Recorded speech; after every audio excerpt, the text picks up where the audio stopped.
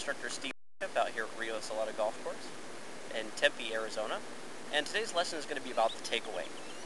Now, whenever we're talking about the takeaway, the first three takeaways that usually come to mind are the right forearm takeaway, which is basically where the right forearm is activating the backswing.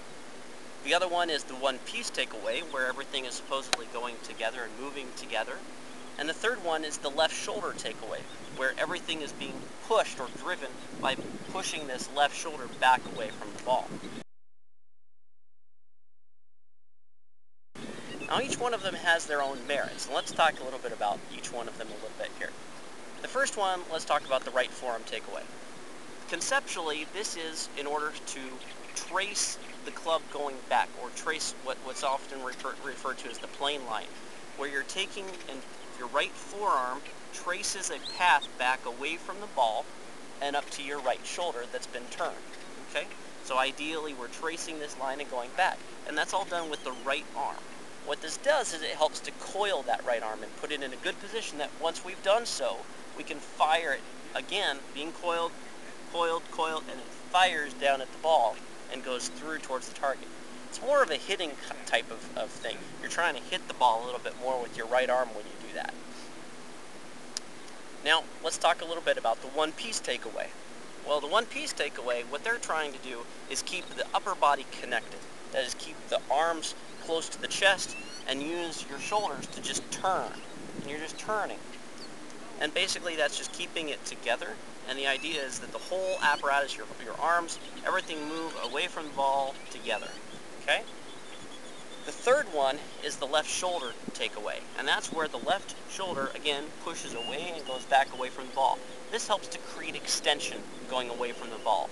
A lot of people like this stretched out look when they're going back here like this. Almost the exact opposite that we saw with the right forearm takeaway. Now what each one of those three takeaways is doing, and they're all trying to do this universally, is basically take the club on plane. Now taking that club on plane is basically where it's mechanically easier because the balance of the club basically falls in line with where the shaft is being pointed to. It's a little bit heavier if the club is this way. I can feel the weight more over this side, and I can feel the weight more on this side. That would not be at a mechanical advantage to me to have it either way. What I believe is that you don't really need to do any three of those. Because even though they're each trying to accomplish their own little set of goals to create a so-called better swing, what I really believe is that since they're all trying to universally do one thing, let's stick to the principles of that universal thing. And that is just, how are we going to get this club on plane? Well, the number one thing that I find is that when golfers focus on a body part and how they're moving a body part, is they lose the attention to everything else. They stop focusing on what the club is doing and where they're moving the club. They lose focus of where they're making the direction of the club go. But I believe that if we focus more on the club and what we're trying to do with the club, we'll be able to create a much better takeaway. And that takeaway simply is this. You want to move the whole club away from the ball. That is, the whole club, the grip end and the club head and the shaft, all move away at the same rate. It's not one way this way, it's not this way, okay? It's not to take the club this way, and it's not to take the club this way either. What we want is to move the whole club away. You see how that works? The whole club, including the grip, moves away from the ball together. Most people have this problem, okay? Now this is what I call a leverage action, where we're trying to put leverage on the golf club, so that it makes it easier later to make that swing. We've probably all heard of an early wrist cock, right? I don't like an early wrist cock, because what that does is it usually places the club way inside of the plane.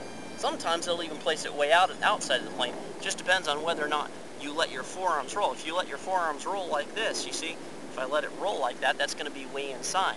If I just cock it straight up, then that's going to draw the club outside, you see? So if you cock your club up like this, right, early wrist set, that's going to take it, watch, if you look down the line here, if I do an early wrist cock, you see that club is way out in front of me that way. We don't want a roll of the forearms either, which is what I commonly see is the takeaway, is to roll the forearms and then cock the wrist, right? That's what I see all the time, is forearm cock the wrist. Now I'm way flat. I don't have that club anywhere near what a mechanical advantage would be. I want to take the club on plane. Now, to take that club on plane, if I move the whole club away, you're going to see that goes right down the same plane. By moving the whole club together, what you're actually causing it to do is that the hands are kind of inside where the club head is, right? We're not taking it down inside and underneath like this. This would be an early forearm roll. And we don't do the early wrist cock like this because that's going to bring it outside. Most people are trying to do an early roll and a wrist cock in order to get it on plane. And what that does is now I've basically created my coil way too soon in the swing. And when you do it so early in the swing, everything is about leverage at that point. You feel leverage. You feel like you're having to pull and strain and stretch. I don't like pulling, straining, and stretching. I want to swing. And a swing does not involve pulling, stretching, and coiling, okay? It may feel powerful, but we don't want to feel powerful. We want to feel easy. We want it to feel like it's nothing. We want it to feel like we're using the most mechanical advantage that we possibly can. And the best way to do that is through a swing. And I'm telling you right now that a roll of the forearms and a cocking of the wrist is not a swing. It's a leverage action. And leverage action may feel powerful, but it's using muscular effort. And muscular effort wants to be released at some point. Boy, try timing that muscular effort that you just created. Try timing it at just the right time to make perfect solid contact.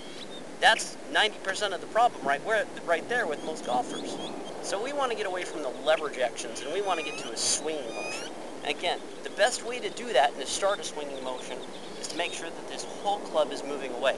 Looking at it from this way, again, the grip and the club head are all moving away from the ball at the same time. And you can clearly see, looking at it down the line, that that's putting it right on plane with each other. By the time I reach the top here, I haven't forced anything to happen. I've just simply turned the club, and notice the toe starts to point up towards the sky. It's a little bit angled here. Okay, that's actually good. We don't want to have it open like this. This is going to cause problems. This is a rolling of the forearm and a bending of the left wrist and all the bad stuff that we don't want. We don't want to be flat like this either. We don't want to have it shut down like this. But I'm telling you that all of that stuff would be avoided if you simply just take the whole club back away from the ball. Instead of trying to do this sort of thing, or do this sort of thing, or try to flip it up like that, you just simply take the club, the whole club, away from the ball, and that motion right there is what's going to make that toe point up. We're going to be on plane. We're going to be making a nice, smooth swing that's going to be effortless and isn't going to require a lot of leverage and strength and muscular effort. Okay, so let me just go ahead and demonstrate for you in a swing. I'm going to take the whole club away from the ball at once. The whole club away from the ball to start my swing.